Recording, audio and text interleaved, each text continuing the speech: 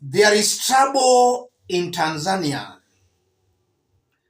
For about 4 days now, Tanzanians have been on the streets protesting against Mama Samia Suluhu. And they've been protesting because they felt the elections were rigged.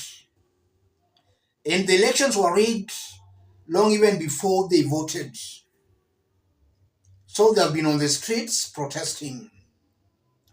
As they were protesting, they laid on the table some of their demands. One such demand was for the election to be nullified. Instead of the election being nullified, Tanzania's Electoral Commission yesterday declared Samia Suluhu as the duly elected president of Tanzania. And in Tanzania, you can't challenge an election that has been declared by the Electoral Commission in any court. So there is no way Tanzanians can challenge Samia Suluhu's win. She remains the president. Upon Electoral Commission declaring Samia Suluhu the president, the main opposition party Chadema rejected Samia Suluhu's election and urged the international community not to recognize her. Amidst all that, African Union has this to say. African Union. Chairperson of the African Union Commission congratulates Her Excellency Samia Suluhu. Let's quickly look at that post. The chairperson of the African Union Commission, His Excellency Mahmoud Ali Yousoff, takes note of the results of the presidential election in Tanzania and congratulates Her Excellency President Samia Suluhu Hassan for her victory. The chairperson deeply regrets the loss of human life during the post-electoral protests and extends his sincere condolences to the families of the victims.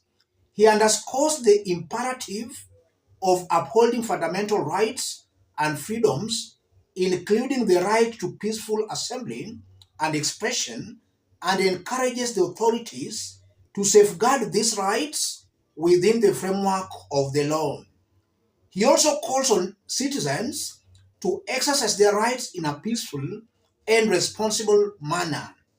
The chairperson recalls the principles of the African Charter on Democracy, Elections and Governance, in particular respect for the rule of law, human rights, fundamental freedoms, and political pluralism, which are the cornerstones of democratic and stable societies. The African Union reaffirms its readiness to support the people and government of Tanzania in their efforts to preserve peace, national cohesion, and democracy. In a nutshell, AU, through its spokesperson, is congratulating Mama Samia Suluhu on her election. And then the chairperson wants to create an image that the commission also cares about the welfare of Tanzanians. The truth of the matter is, AU does not care about Tanzanians. AU is congratulating Mama Samia Suluhu.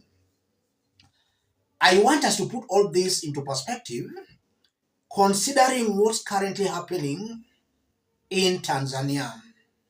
If you are watching us but you have not yet subscribed, subscribe, give the video a like. Let's proceed. African Union is there to protect the interest of African leaders. It's not there for the ordinary Africans. This is not the first time we are seeing AU going against the ordinary wananchi. Anytime there is an electoral fraud, in most cases the AU defends the leaders. At this moment in time, what the AU ought to have done was to first understand why are Tanzanians on the streets protesting.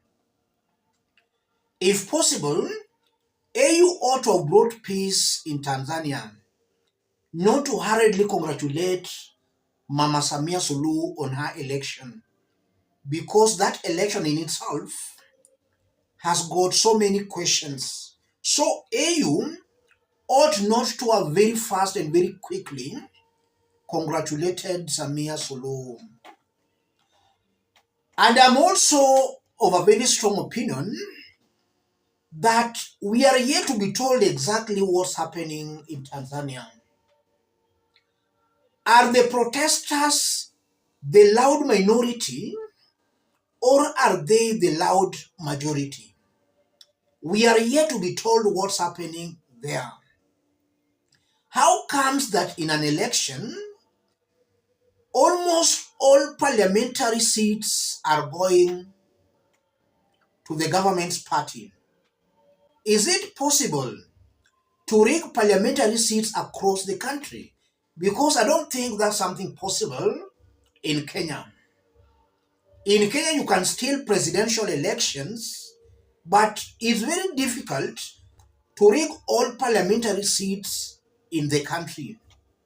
I don't know how they do it in Tanzania, but we are yet to be told exactly what's happening in Tanzania. What are the majority saying in Tanzania? And if it's true Dr. Samia Suluhu rigged that election, what next? Because again, according to Tanzania's constitution, you can't challenge a declaration that has been made by the Electoral Commission. That's what the law says in Tanzania. That law was imposed on Tanzanians by Tanzanians themselves. So there are so many things going wrong in Tanzania. Their laws are already skewed to favor those in power. It's high time maybe Tanzanians relook at their constitution. It has lots of laws. If also you look at another demand that was given by Tanzanians as they were protesting, they also wanted a new constitution. We just as I've explained, this is the right time for them to demand for a new constitution. What about the judiciary? They also laid on the table such a demand. The judiciary in Tanzania also seems to be leaning towards the system. The judges must and have to be independent. That's the only way they can now dispense justice to Tanzanians. But above all, as I conclude, I highly doubt that those Tanzanians who are on the street protesting will get justice. I highly doubt. The entire system in Tanzania is good to favor those in power.